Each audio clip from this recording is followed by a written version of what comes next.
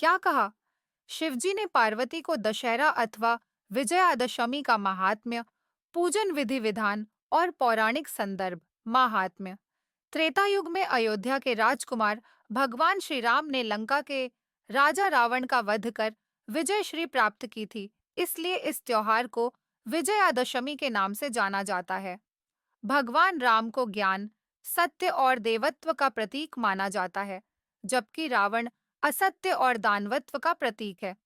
इस प्रकार विजयादशमी का त्योहार ज्ञान की अज्ञान पर, सत्य की असत्य पर, धर्म की अधर्म पर और देवत्व की दानवत्व पर विजय का प्रतीक है। जो व्यक्ति अपने कार्यों में सफलता चाहते हैं, ऐसे व्यक्तियों को इस दिन दसों दिशाओं का पूजन करना चाहिए। इससे उनके मनोवांछित कार्य परिपूर्ण होते हैं। पूजन विधि विधान। यह त्योहार प्रतिवर्ष आश्विन मास की 10वीं के दिन मनाया जाता है। इस दिन भगवान श्री राम ने भगवती विजया का पूजन कर विजय प्राप्ति की थी। इसलिए इस दिन देवी का विधिवत पूजन व विजया देवी की पूजा की परंपरा का विधान है। इस पर्व के दिन शमी वृक्ष की पूजा भी की जाती है। शमी वृक्ष को दृढ़ता और तेजस्विता का प्रतीक माना गया है। इस दिन दरवाजों पर गेंदे के फूलों की चंदनवार सजाई जाती है। शाम को सूर्यास्त के बाद बुराई के प्रतीक रावण, कुंभकर्ण और मेघनाद के पुतले जलाए जाते हैं।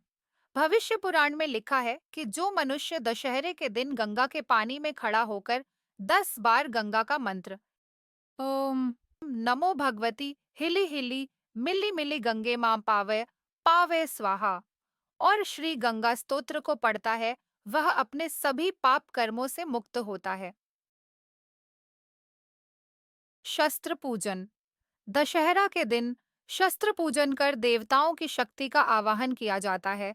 इस दिन प्रत्येक व्यक्ति अपने जीवन में प्रतिदिन उपयोग में आने वाली वस्तुओं का पूजन करता है। यह त्योहार क्षत्रियों का मुख्य पर्व है।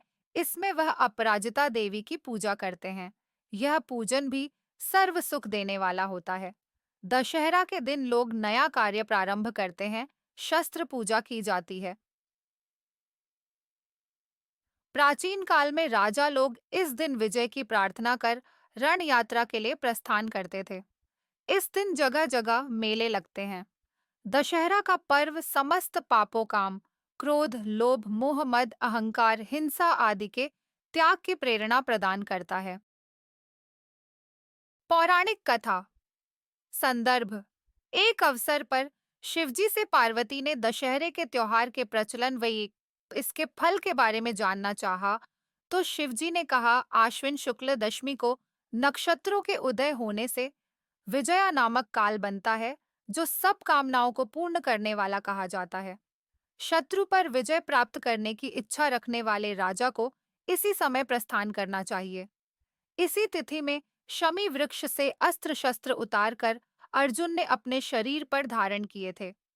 जब पार्वती ने अर्जुन के अस्त्र शस्त्र धारण करने के संबंध में जानना चाहा, तो शिवजी बोले, पांडवों के जुए में हारने पर दुर्योधन पर यह शर्त रखी थी कि उन्हें वनवास के दौरान 12 वर्ष तक प्रकट रूप में और 1 वर्ष तक अज्ञात अवस्था में रहना होगा। यदि 13वें वर्ष में उनका पता चल जाएगा, तो उन्हें फिर से 12 वर्ष का वनवास भुगतना पड़ेगा। इस कारण अर्जुन ने अपने अस्त्र शस्त्र शमी वृक्ष पर रखकर वेश बदलकर राजा विराट के पास सेवा कार्य किया था। एक विशेष परिस्थिति में विराट के पुत्र उत्तर कुमार ने गायों की सुरक्षा हेतु अर्जुन को साथ लिया और अर्जुन शमी वृक्ष से अपने प्रिय अस्त्र शस्त्रों को उतारकर शत्रुओं पर विजय पाई। उल्लेखनीय है कि शमी वृक्ष ने अर्जुन के अस्त्र शस्त्रों की 1 वर्ष तक रक्षा की थी। इसके अलावा श्री राम में विजयादशमी के दिन लंका पर चढ़ाई के लिए प्रस्थान करते समय भी शमी ने उन्हें विजयी होने की बात कही थी। इसलिए शमी का पूजन इस दिन विजय काल में किया जाता है। शमी वृक्ष यदि उपलब्ध न हो, तो अश्वंतक वृक्ष का पूजन करते हैं। शमी वृक्ष पूजन करके इसकी पत्तियों को स्वर्ण पत्तियों के रूप में एक दूसरे को प्रदान किया जाता है।